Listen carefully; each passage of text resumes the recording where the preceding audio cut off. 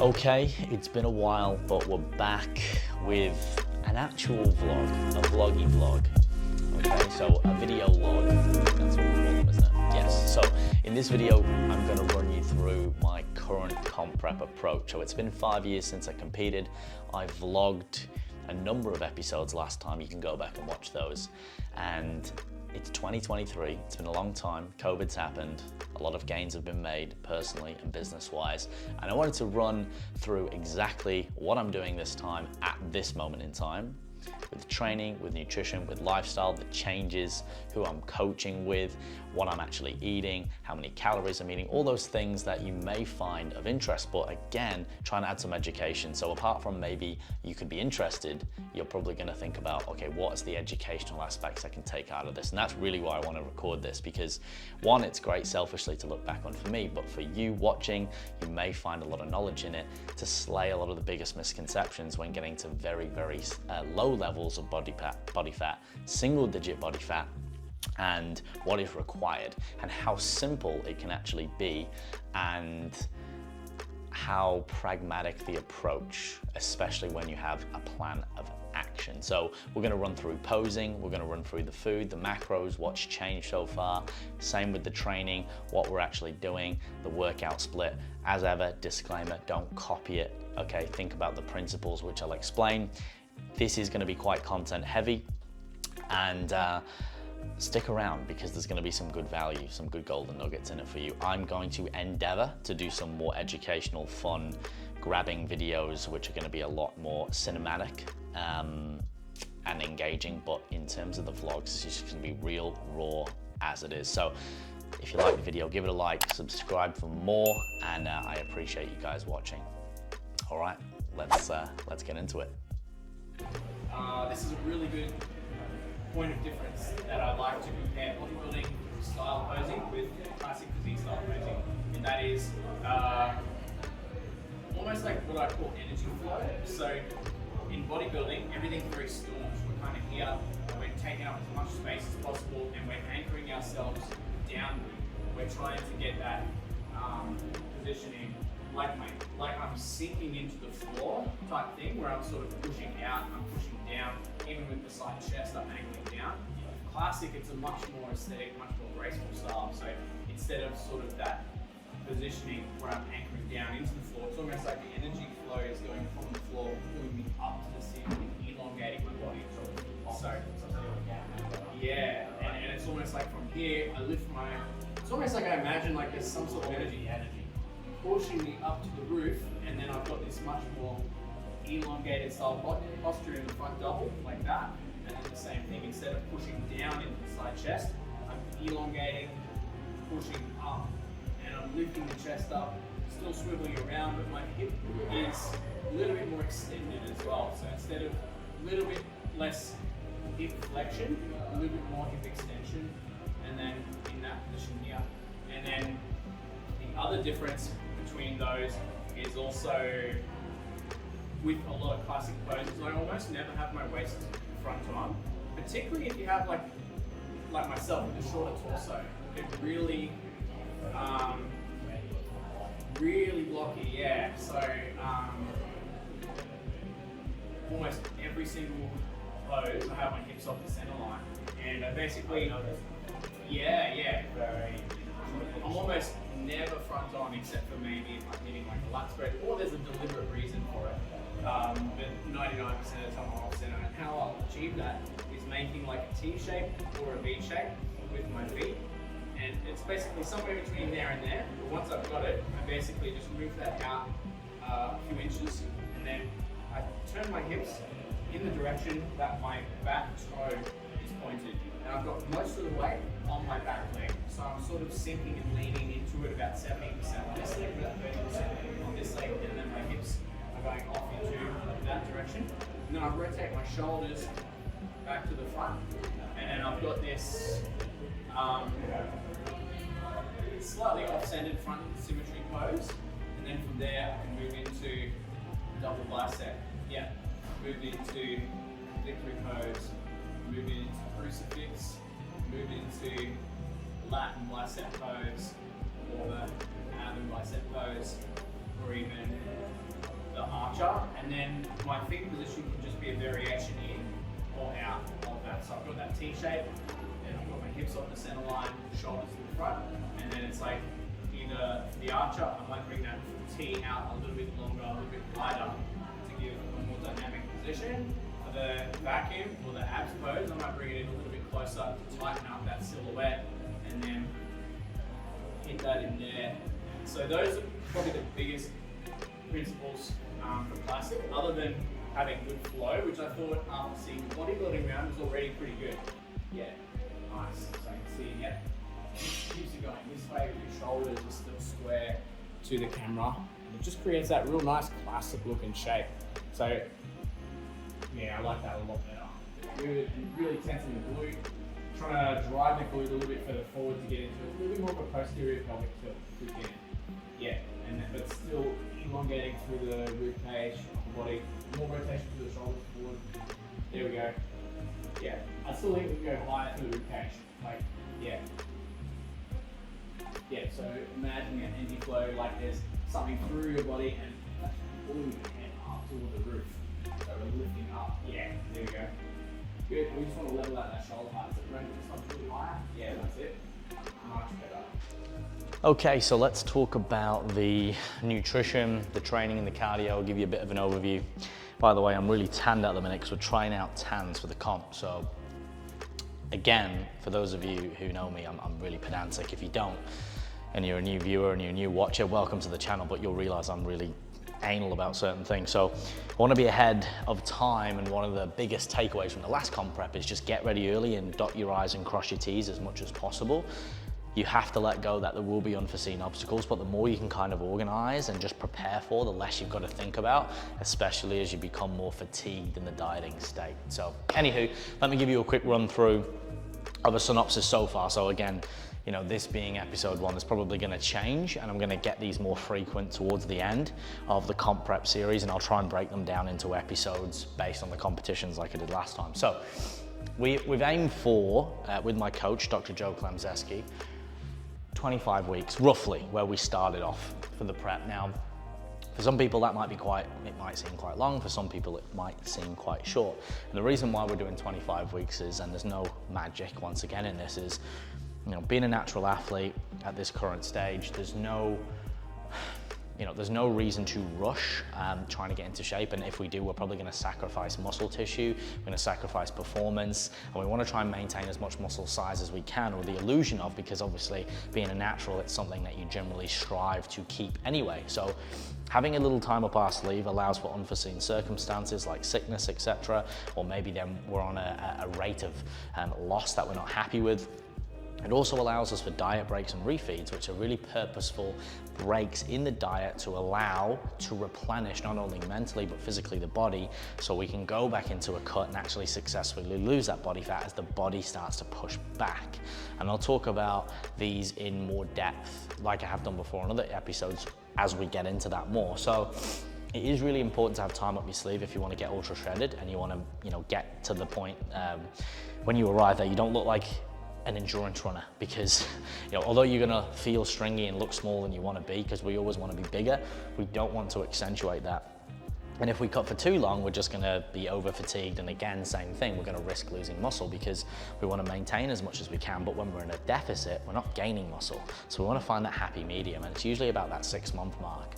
And then again, we're factoring in weeks where we are having diet breaks and we're not necessarily in a full deficit. So we've got, generally with Dr. Joe at the minute, we've planned for 2 dedicated dieting phases with some diet breaks in between, and we want to be ready early because we want to reverse into the show. So ideally, based on the literature and the science, we want to reverse in, meaning that instead of dieting into the show and just, you know, running ourselves into the ground and then just losing that last bit of fat right between the last week or so, we want to lose that about 4 weeks or 5 weeks before, be as lean as we need to be, and then reintroduce food, mainly carbohydrate, and start to replenish glycogen storage, allow the body to get used to, you know, that amount of carbohydrates again, you know, any performance in training, in health, in mindset, libido, all those little things. It's not gonna fix it completely, but it'll start to nudge it in the right direction. Therefore, the body's gonna look, it's gonna feel, it's gonna perform better.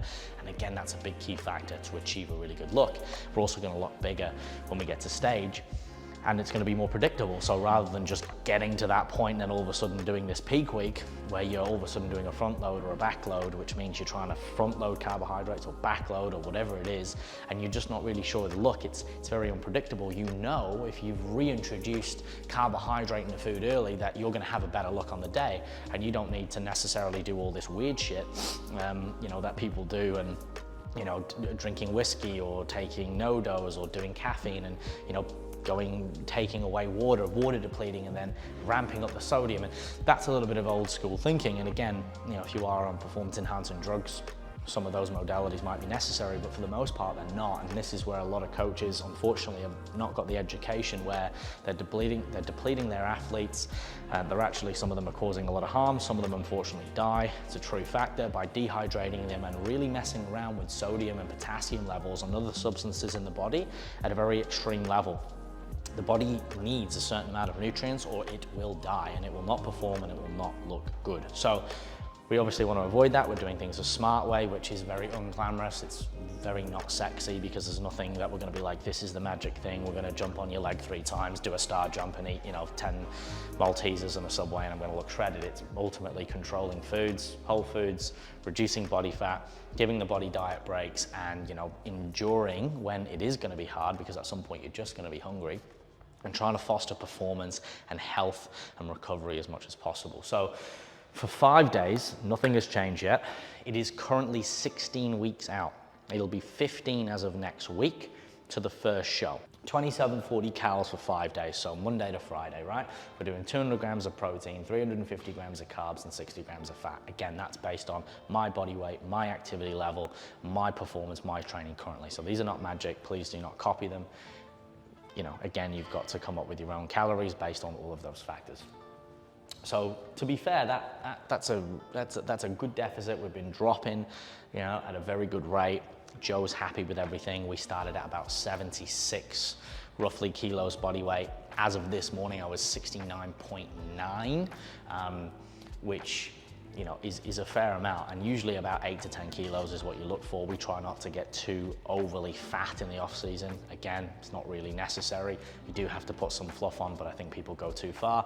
And again, that's where you've got to be dieting for a longer time. So again, it's about finding that happy medium. And this so far has been really good. Hunger has been super manageable. I've not had to really switch to some really voluminous foods like potato and sweet potato just yet. I'm still eating rice, I'm still eating normally. I'm still being slightly flexible with my food. I'm tracking all of my meals that I'm making on meal prep to the T. And I'll lay over some video footage so you can see what I'm eating. I'm putting recipes out every week, and that's what I'm really controlling. And I am still going out on the odd day, but I'm picking foods that I can manage. For example, I'm getting eggs on toast where there's only so much room for error. You know, I'm getting 2 poached eggs, I'm getting sourdough toast with no butter, I'm getting a tomato grilled with no oil. They're things that I can really track, so I can still have some flexibility, but I'm not obviously going out to restaurants and having anything and everything that I don't know how to track, because it's just not worth it at this point if I want a very precise or the most precise results, because I don't want to be, you know, later down the track going, fuck, I mistracked that, and, you know, here we are having to do extra work. And then I've got 2 days, so Saturday and Sunday, we'll call these refeed days from the get-go, or high days, if you will. They've become refeed days now because my body fat has dropped low enough. I think usually for men, if you're not really, you know, sort of below 12%, refeed days can, you know, they can work. It's better to have that offset, but, you know, having an actual increase of carbohydrate to this amount, better as a refeed now when body fat levels are low, to replenish glycogen, keep the metabolism, you know, firing. But again, there's no magic. You eat more food, you'll speed up the metabolism, but it's just to keep the body used to food. But also it has this increase in food, and the body goes, oh, maybe I'm not in a dieted state. And the body has to metabolize, you know, and titrate all of that carbohydrate and glucose and glycogen around the body, and then it overcompensates, and usually you lose more weight. But again, it's all in alignment to the 7-day weekly offset, right? So on this particular day, we're doing 3,130 calories. 175 grams of protein, 450 carbs, 70 fat. So as you can see, the main things that have changed is carbohydrate is increased, right? That's what we want to do. Carbohydrate is stored.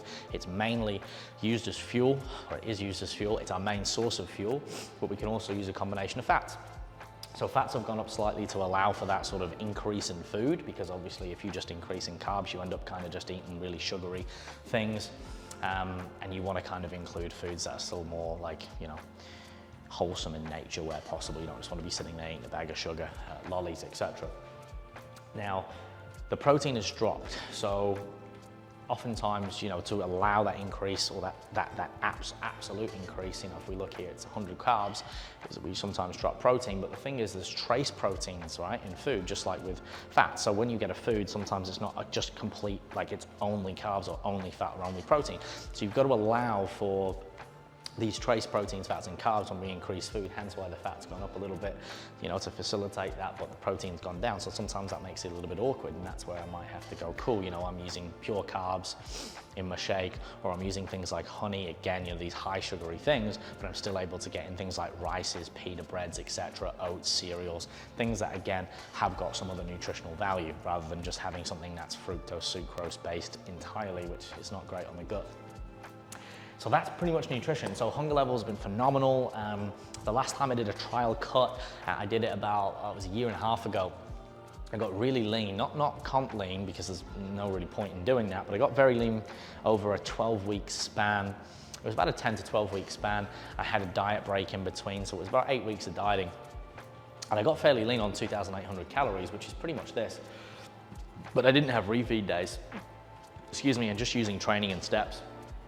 And that's, you know, was like not quite a mini cut, it was almost like a bit of an extended fat loss phase. And I wanted to trial a couple of things, and, you know, having these calories here, for me, because it is all relative, you might look at that and go, that's loads of food. You might look at that and go, that's nothing, because some people are eating 6,000 calories a day, so it's all relative.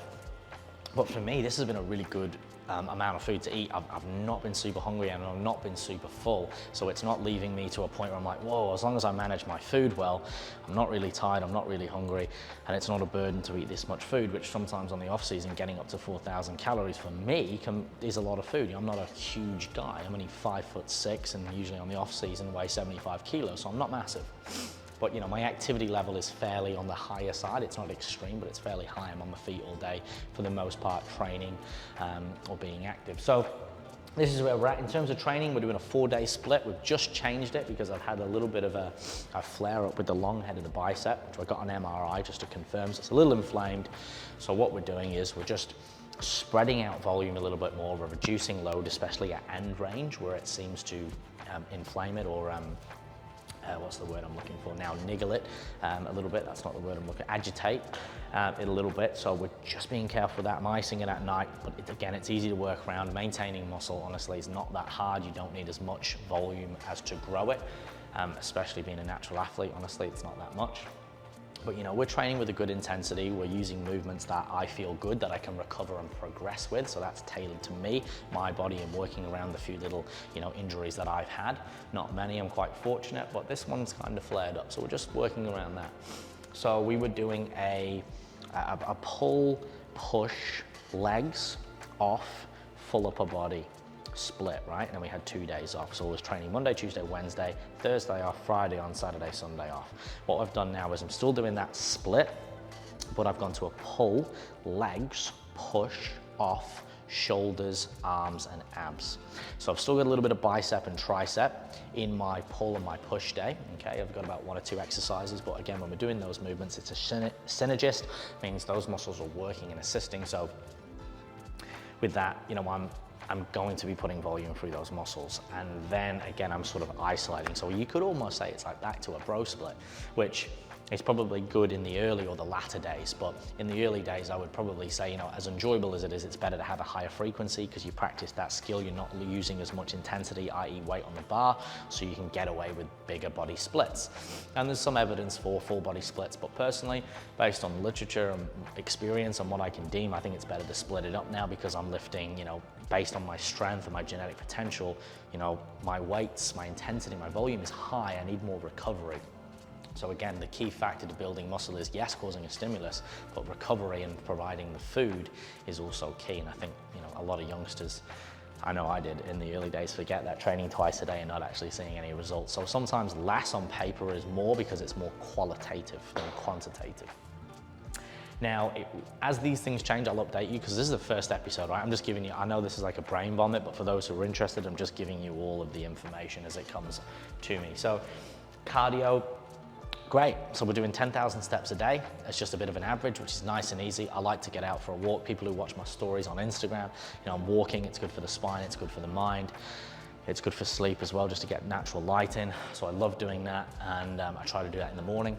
Sometimes I go for afternoon walks as well with my girlfriend, which is really nice. It's a good way to unwind and just spend some time together away from technology. And I'm very grateful that I live in a beautiful place in the world near the beach.